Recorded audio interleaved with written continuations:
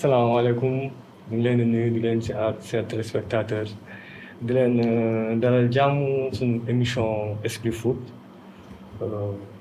tey thème bu ñuy indi di ko yaatal mooy di match Sénégal bu mu dem Sénégal ak États-Unis avant loolu après loolu tout juste dañuy présenter école Média Centre de Dakar c'est un centre de formation au métier de l'audiovisuel de la communication et du cinéma.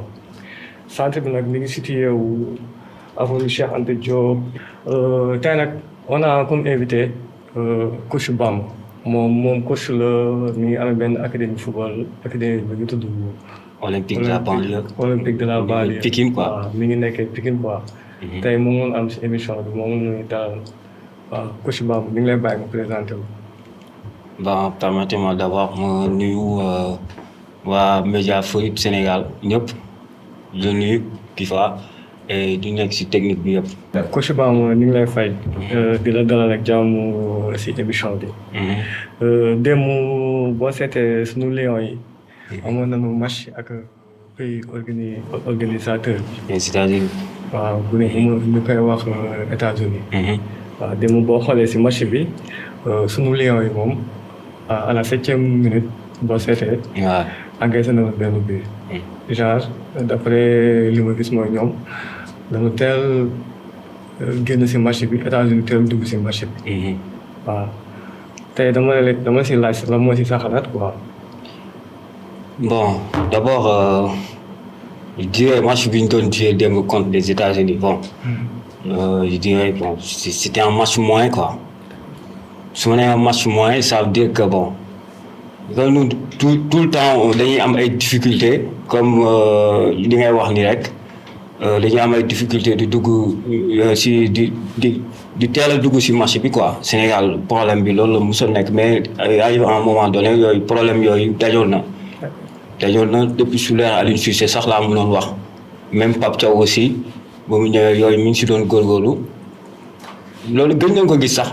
dañ nañ ko gis ci équipe du Sénégal par rapport ak nu mu entamé match bi démb américains yi forcé ñu di marqué di def pressing bu wóor di ko commencé ci début dès le départ du ballon ci gardien bi ils étaient en nombre de 8 la ñu doon marqué donc ce qui veut dire que bon cette équipe Sénégal bon man la may wax rek. Il y a beaucoup de choses yoo xamante ni démb ci match bi war nañ ko améliorer parce que ñu ngi dem ci benn compétition bu majeure coupe du monde et donc coupe du monde comme ni ma la koy waxee rek précédent émission bi du haut niveau la. Et il faudrait préparer wu mentalement. Physiquement ci lépp daal il faut ñu pare ko en plus on a des joueurs de qualité yoo xamante ni am nañu expérience. Ils ont gagné nañu lépp ci football parce que boo xoolee là am nañu 5 joueurs yoo xamante ni c'est des joueurs d'expérience yoo xam ne mën nañu dimbali équipe bi comme par rapport ak match bi démb ñu doon jouer c'était un match moyen ñu mën a régler problème yooyu avant que ñuy jouer suñu match ñuy dem ci match de poule coupe du monde dans quelques jours parce que ñu ngi war a jouer dans 15 jours. Donc il faut que ñu pare ko parce que démb moom comme li may wax rek défense bi c'était catastrophique. ok waaw d'accord si lu leer waaw boo seetee nag coupe bii nii moom bokk na si coupe yi gën a am solo si wàllum coupe du monde. bu ñu seetee ñetti dëkk ñoo ko organisé muy espace nord américain bi laalee naa bi quoi. Mexique États-Unis ak Canada. waaw mu nekk coupe du monde bi nga xamante ni ñëpp. dañ siy bàyyi xel. yow tey su ma doon laaj force Sénégal nan la war a taxawee si côté force par rapport ak yeneen équipe ak ni mu war a dugg see quoi si coupe du monde bi. voilà moo comme ni may wax rek force bi Sénégal am na ay force yoo xamante ni bon mën nañ su défense bi milieu en attaque aussi. Maintenant il faut que ñu comme li may wax rek force bi il faut que ñu préparer bu baax pour mën a am yenn possibilités yi surtout soo amee force au niveau ci milieu terrain voilà en attaque nga am force te amoo force de défense en défense loolu dafay compliqué lu ñu war a dem aussi surtout au niveau de la défense du parce que boo xoolee mooy avant dernière kii après gardien bi mooy gardien bi dernier rempart mooy défense bi mooy avant dernier rempart donc du coup loolu su baaxul rek force bi luy force bi ci kaw au niveau du milieu de terrain wala en attaque amul njëriñ quoi. Donc il faut ñu am force au niveau de la défense dès le début pour mën a préparer wu pour mën a def des sorties de balle parce que on a des joueurs gis nañ ko on a des joueurs yoo xamante ni sont capables de faire de bonnes sorties de balle pour que ñu mën a jouer suñu jeu comme ni ñu koy def ni ñu ko doon defee ci CAN bi voilà ci compétition CAN bi ni ñu doon defee suñu jeu du jouer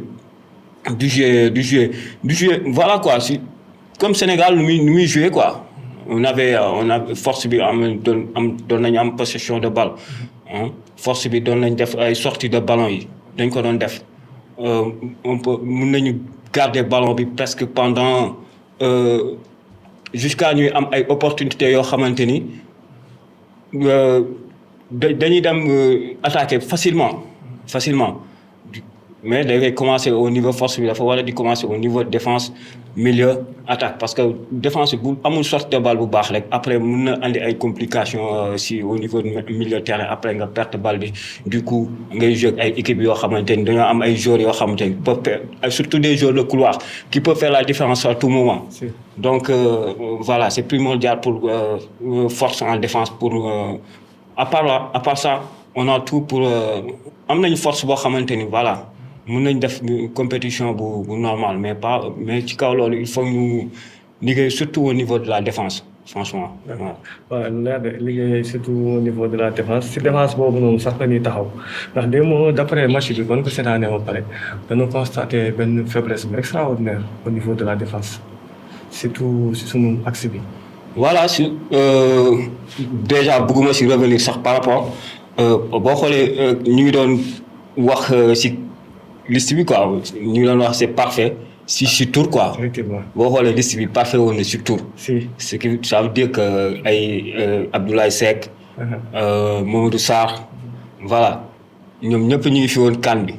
mais boobu dafa fekkoon ñu amoon ay compétition dans les jambes tu vois ñu ngi doon jouer seen club yi tu vois léegi boo xoolee. Abdoulaye Seck à un moment donné championnat Israël moom la Maccabi Haïfa. waaw champion fa la nekk en Israël. boo xoolee ñoom à un moment c'est depuis guerre. voilà justement voilà championnat bi dafa arrêté woon ba ñuy reprendre waat il y a cela un mois xaw ma la ñuy reprendre waat pour terminer mai bi passé seen championnat. Mamadou Sarr bon moi je dirais pas c'est en erreur la def mais bon man de ma part personnellement. def na erreur bu mag parce que waru woon jógee Chelsea.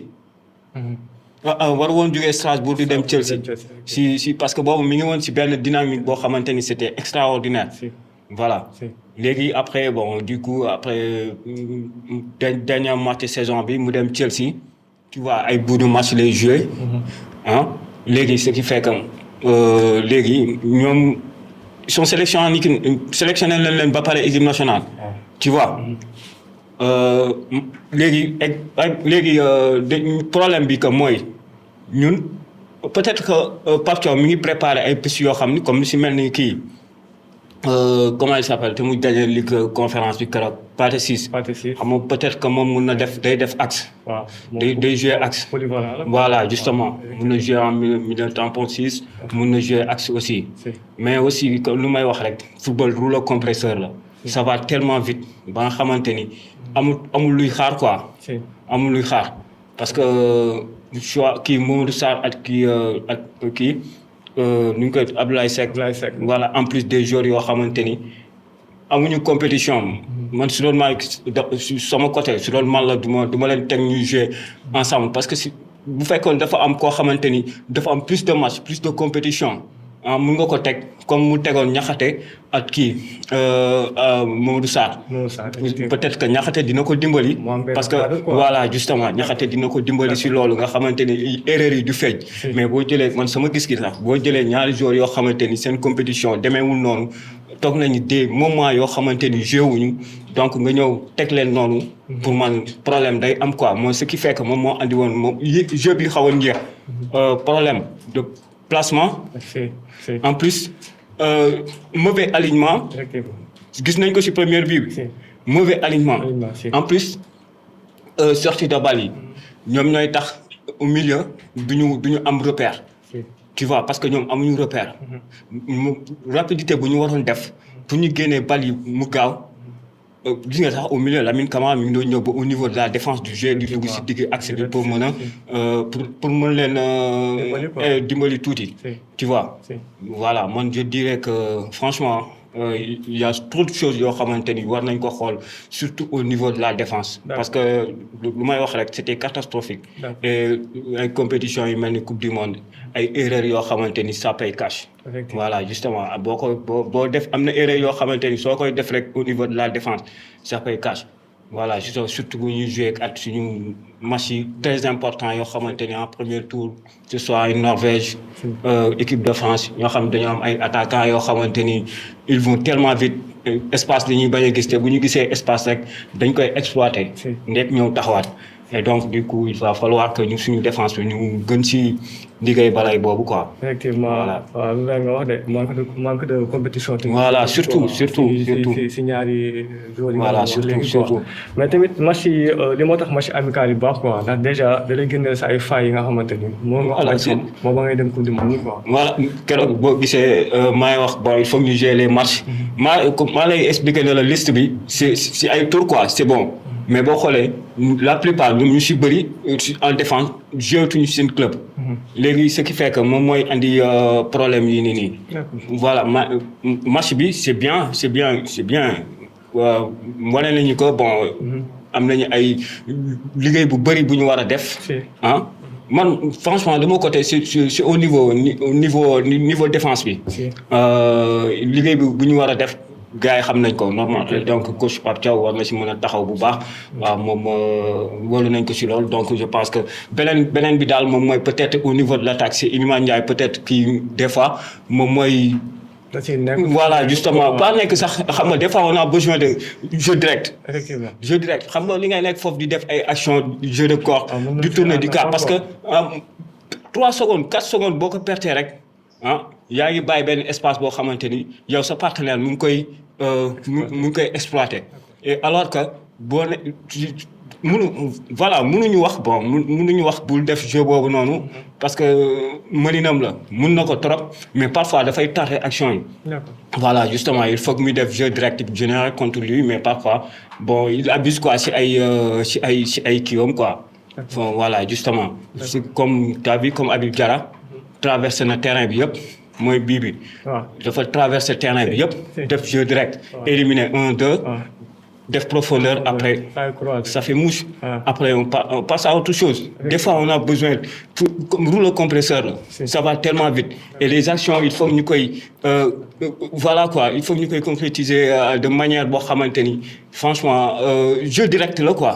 parce que des fois équipe bi dañ lay may ay espace yoo xamante ni sa partenaire di lay may ay espace yoo xamante ni c'est des occasions yoo xamante ni à exploiter la te amuñu temps bu ñuy perte parce que loo perte benn 2 3 secondes 4 c'est mort quoi franchement. wax nga dëgg de loo perte benn seconde ñaar. voilà justement. c'est mort quoi loolu day di retard ci football bi sax. surtout loolu. mooy loolu mais démb boo seetee gis nañu coach. si système bi d'habitude ñun Sénégal. 4-3-3 lañ tàmm di jouer mais démb dañu gis ko si indi 3-4-3. ouais mais bon Pape Thiaw moom boo xoolee par rapport ay matcham la plupart matcham yu bëri la plupart de ces matchs moom système de jeu am dafay varier quoi. dafay varier des fois mun na jouer 3 défenseurs 3-4-3 des fois mu def 4-2-3-1 des fois mu def 4-3-3 tu vois. si match bi. si match bi à chaque moment mën na di changer ay kiiwam ay kiiwam peut-être que loolu football moderne moo demee noonu. parce que peut-être am ñoo xamante ni sax saa yu ñu gisee faille équipe adverse rek dañuy changer seen système de jeu plus rapidement possible pour mën a am des opportunités yoo xamante ni daf leen di may dara quoi. tu vois man je pense que ni loolu moom aw ma si benn jafe-jafe par rapport ak loolu parce que football moo toll foofu noonu. voilà justement. lu leer football moo toll foofu. voilà justement parce que amatoo temps boo nga xamante ni. da ngay concentré wu ci benn système de jeu comme nga jouer 4-2-3-1 du jeu que presque tout presque jusqu'à la fin du match. nga koy jouer. Alors que bon tu peux changer football moo demee noonu comme lu may wax rek. voilà justement surtout loolu. lu leer match bu nekk ak classement bi. surtout loolu. mais tey bu ñu doon dem si match si démb bi dañu gis ay menaces yi nga xamante ni bu ñu ko teel jël à mesure mën na la indil ay affaires yu extraordinaire. waaw surtout comme lu ma lay wax rek menace yi mooy surtout au niveau c'est la défense ah. mais à part ça milieu en attaque milieu attaque c'est bon mais menace bi lenn kese la muy au niveau problème de la défense problème boobu la ñu war a résoudre avant quoi qu'il arrive. D'accord. problème boobu moom si la war a taxaw parce que comme li may wax ni match amical bi permettre na ñu xam suñuy fay quoi. même su fekkee bëggoon naa sax moom mu def 11 titulaire am boo xamante ni dafay génne 3 jours wala 2 yoo xamante ni bokkuñu si kii bi quoi bokkuñu si bëggoon naa mu teg équipe titulaire am peut-être que tamit bu tegoon équipe titulaire normale peut-être que doo gis yenn failles défensives yi. Effectivement. voilà justement parce que moom moo xam groupe am. voilà justement surtout voilà surtout loolu. voilà. si effectivement waaw wax nga dëgg de moom moo xam li mu bëgg ba pare moom moo gën a xam. xam nga moom match déjà man sama gis-gis bu tegoon équipe am presque boo xamante ni moom la ñu tàmm di gis même bu fekkee il y a 2-3 jours yoo xamante ni bokkuñu si. peut-être que bon. dina may rythme de jeu. Effectivement. voilà justement dina gën a jox cohésion groupe bi quoi. D'accord. dina mën a tax ñu préparer suñu match même bu fekkee da ngay jouer ak ñoom première mi-temps 45 minutes yi après nga aménager leen andi ñeneen ñi comme lu kii Pochettino def par rapport à vie moom dafa départ équipe 11 tibam. boo xam ni amul peut-être que ñaar ñoo si absent peut-être capitaine Juve bi ak kii Timothy Weah. Olympique de Marseille. donc du coup à part loolu ñëpp ay ci 11 départ après deuxième mi-temps mu aménager leen quoi. voilà justement. effectivement waaw mais noonu la d'ici quelques jours incha allah bi ma doon am match ak Arabie Saoudite. normalement su ay erreur yu mu joué ñu répété erreur yu ñu def yëpp. si mën a repéré wu ba mu bañ ñu dalati si match yi jëm suñu kanam. voilà surtout. waaw tey nag opportunité yi Sénégal am si coupe du monde bi. bon comme li may wax nii rek comme li nga wax nii rek am na match bu des. rappelons aussi que am nañu ay absents yoo xamante ni c'est des cadres. comme li si mel ni Ismaïla Sarr bon. Gana Gueye Kalidou Koulibaly espérons que blessure am bi bon dina résultat yi dina joxe lu positif quoi. par rapport ak lu ñuy xaar quoi. voilà comme lu may wax tout le temps rek on a des opportunités yoo xamante ni franchement nous on a tout pour faire une bonne compétition en coupe du monde. waxuma dañuy jël coupe du monde waxuma waa am nañu ay qualités yoo xamante ni. dinañu exploser en coupe du monde quoi. Inch'Allah. voilà justement donc léegi ñu xaar kon match contre Arabie Saoudite comment ça va se passer par rapport ak suñuy absence yoo xamante ni c'est des joueurs c'est des cadres ci équipe bi comme lu ci mel ni Ismaïla Sarr Gana peut-être Koulibaly dina ñëw. comme Ibrahima Mbaye du côté du PSG. champion d'Europe donc voilà. ñu am nañu ay opportunités yu bëri mais balay boobu bon comme li may wax rek il faut ñu insister si surtout au niveau de la défense fexe ba résoudre problème bi balaa ñu dem si compétition boobu noonu voilà waaw mais coach boobu di kontaan si di la dalal di lay jox kàddu pour nga tàggatoo. maa lay remercier bu baax par rapport si émission bi ak Folit Média Sénégal ak ñu nekk si technique bi téléspectateurs yëpp maa leen di remercier bu baax. d'accord voilà. donc l'émission tire à sa fin ñu ngi leen di sant di leen gërëm chers téléspectateurs du ma fàtte tamit sama waa technique ñi nekk si gannaaw du ma leen fàtte waaw di leen nuyu bu baax di leen remercier di wax liggéey bi yëpp seen gannaaw la nekk quoi ñun feeñ rek lañ ci am mais lu métti lépp yéen a koy def quoi ñu ngi leen di jox dig daje prochaine fois si émission Esprit Foot ok merci.